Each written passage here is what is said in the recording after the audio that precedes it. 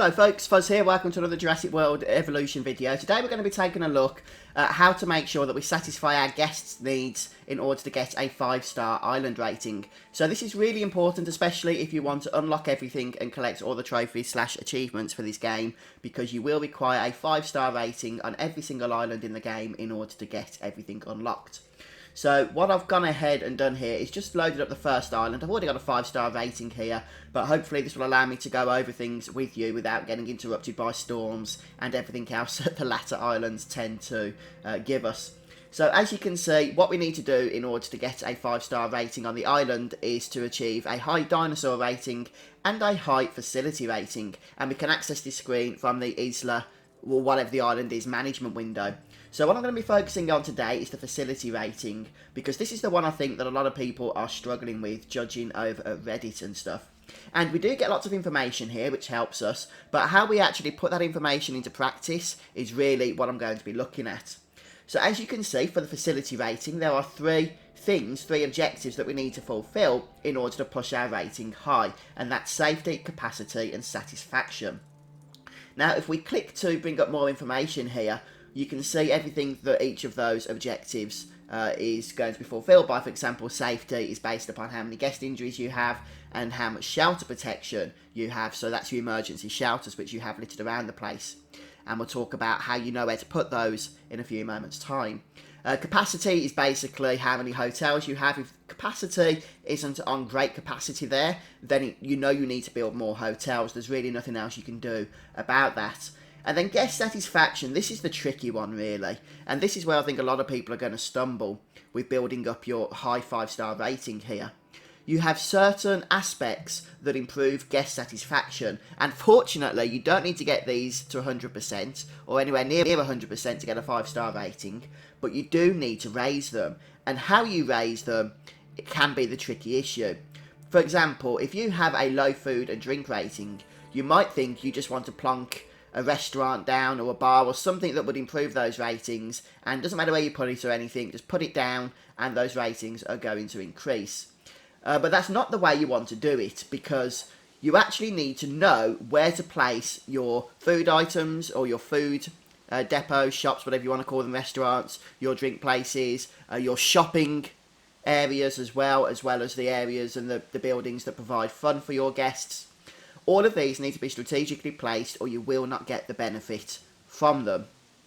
So this particular window then that shows you the facility rating is of course very, very important at pointing out to you the areas in your park you need to improve. But the other window then that's going to help you do this is the management window. And I believe this is the window that a lot of people have been neglecting based upon what it is I've been reading over in various forums and on Reddit. And that's this window over here, management views. But what I'm going to do is go ahead and move over to one of the harder islands, which I'm currently working on a 5-star rating, and I can show you by practice what it is I'm talking about. Right, so here we are, and everybody's favourite island is Lapina. Oh, how we all love this place. Well, here we are at the management views, and you can see that there's a whole bunch of stuff going on here, and it looks complicated, but trust me, once you know what everything is, it's actually really simple and intuitive. So first of all, you've got these icons on the bottom left of the screen here. At the moment, I've got drink selected, then food, and what this means is that whatever the guest satisfaction is telling you need to improve, which areas, then you can head over to the management views window, select each of those areas that need improvement, and then you can see exactly where in the park you need to actually go ahead and do something about it. And the way this works is once you've selected something that needs improving, for example in my case food and drink, the management views window, once you've selected food or drink, you can only select one or the other at any one time, will actually overlay your buildings with a colour gradient so that you can identify the areas of need. So you can see the key legend there as well. If a building is red, then that area is in dire need of whatever it is you've got selected. And if it's yellow or orange, then you know you could really do with putting some of those buildings in because there is a need for them. Only when the buildings have gone blue, as you can see the storm station up in the corner there, are the guests going to be satisfied completely with whatever it is that you're trying to satisfy them with, in this case, food. And that's why now I'm going to go ahead and build a restaurant here in this area so that we can go ahead and attempt to satisfy these needs. And so hopefully now you're starting to see why this particular management views is so important. Because if I just tried to plonk this restaurant anywhere in the park, if I looked at the satisfaction, saw that food and drink were low, so just plonked a restaurant down anywhere, it's not actually going to raise the guest satisfaction unless that restaurant is going to be covering an area where those needs are required. So it's very, very important that we use both of these systems, guest satisfaction and management views, in order to know how best to build up our park. But once you finish building whatever it is that you're building, it doesn't just end there either. We do have to go in and micromanage a little bit in terms of pricing and how we manage staff. And I will talk about that as well a little bit in a short while, because that is very, very important. But before we open this restaurant, we had yellow and red buildings. Now if we open it, we can see everything's gone blue on both food and drink. So this area is solved. Our guest satisfaction is going to go up significantly. However, if we move across some of these other tabs, we can see that shopping, for example, and transport, though not a whole lot I can do about transport, unfortunately, on this island, but if we do the other things, then that shouldn't be a problem. But shopping in particular is still yellow and red, so we're going to have to try and make room here, and this is why I've chose this island to show you this, because again, you cannot just plonk a shop down anywhere where there's space and expect your needs to be satisfied. You do have to put them in specific areas. You can see up on this end of the park, everywhere is blue for shopping, so sticking shops there isn't going to help. We are going to have to force room here, which could be a problem because we've got no space. But again, for that 5-star rating, you are going to have to be prepared to juggle things around in order to get everything completed. Now, the only way that I can see of actually fitting a shopping building such as a clothes shop in place here is by actually changing out my pens or my paddocks, because there's simply no room otherwise to do this. Now, a little tip for you, especially if you're working on this island, Isla Pina, which is really, really small. Dinosaurs generally need a lot less space than you would think. So don't go mad when designing your paddocks, your enclosures, of just going completely overboard with how big you make them. Okay, because space is a premium, especially on this island, and you are going to have to be very careful with how much space you give your dinosaurs. So make sure you check out their grassland needs and their forest needs, because they're the two needs that are going to determine how much space you require.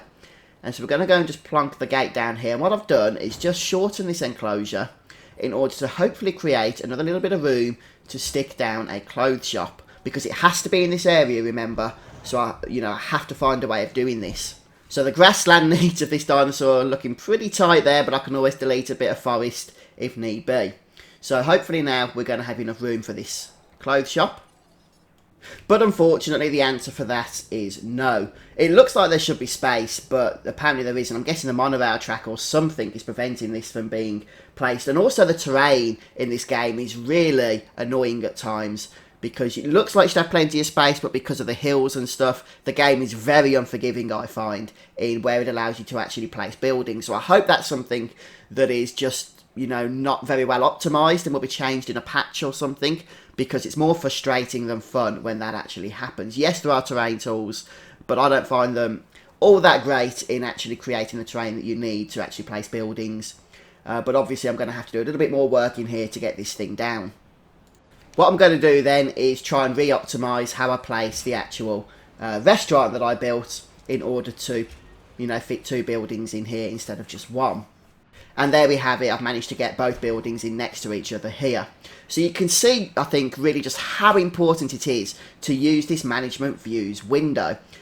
If I wasn't using that, if I didn't know about it, I could guarantee I would not have gone to this effort in order to get both of these buildings next to each other. I would have found somewhere else in the park to stick the gift shop or whatever it is, the clothes shop that I've just built, and it would have been in a place where it wouldn't have actually affected guest satisfaction. So I think this is where a lot of people have gone wrong, and I hope this is going to put you on the right path, so to speak. But as I mentioned earlier, we do have to also take care of the micromanagement of each building that we place, and this too is going to play a substantial factor in improving our guest satisfaction. How do we know then how to manage the staff option on each of our facilities here? Well, let's go ahead and take the gift shop as an example. Now you can see that we're selling some night vision goggles for $30, making a profit on them, and we have 1 staff member available. So you can see our current profit per minute is $840. And this isn't actually the best example to use because my profit does seem to be going up and down anyway. But our current profit with 1 staff member is $1,000. And when I boost it to 2 staff members, it goes down to $756. It's gone up there because it's gone up overall. But it's still more to have just 1 staff member in terms of how much profit we get than it is to have more than that. And if we raise this to further than 2, our profit would drop even more. Which means that the optimal staff members that we want for this gift shop is 1. Now let's go ahead over to the fast food restaurant we've got here. We can see our current total profit is $672 per minute. If we boost up from 1 staff member to 2, watch what happens here to our profit. It goes up from 672 to 745. So there's an actual increase there, which means that we want at least 2 staff members here. But if we go ahead and boost to 3, it comes down again. So we know the optimal amount of staff that we want for this facility is 2, and that's going to best need our guest satisfaction rating. And we just need to do this for all of our facilities. So our clothes shop here making a nice $1,600 profit with 1 staff member, goes up to $1,700 profit with 2 staff members. Now if we try and increase that further, then that profit is going to drop. So once again, 2 staff members is the optimal amount that we're going to want. And this is simply down to the fact as to how many customers you're able to serve. So if you've got more demand for a particular facility, then you want to increase the staff members, because even though your expenditure is going to increase, so is your income. And as long, of course, as your income increases more than your expenditure, then your profit is going to increase as well. So that's how you need to adjust your staff. Look at how it adjusts the total per minute profit and find the optimal number of staff that's going to increase your satisfaction rating without having to actually go ahead and build more facilities. Right, so a few tips for you then, folks, and ones which I hope are going to help you sufficiently on your way through Jurassic World Evolution. But let me know what you think of the management aspects of this game down in the comment section. And if this video has helped you, please don't forget to support me by leaving a like and subscribing to my YouTube channel for more like this in the future. But thanks for stopping by and joining me today, guys. Hope you all have a pleasant day, and I'll see you next time.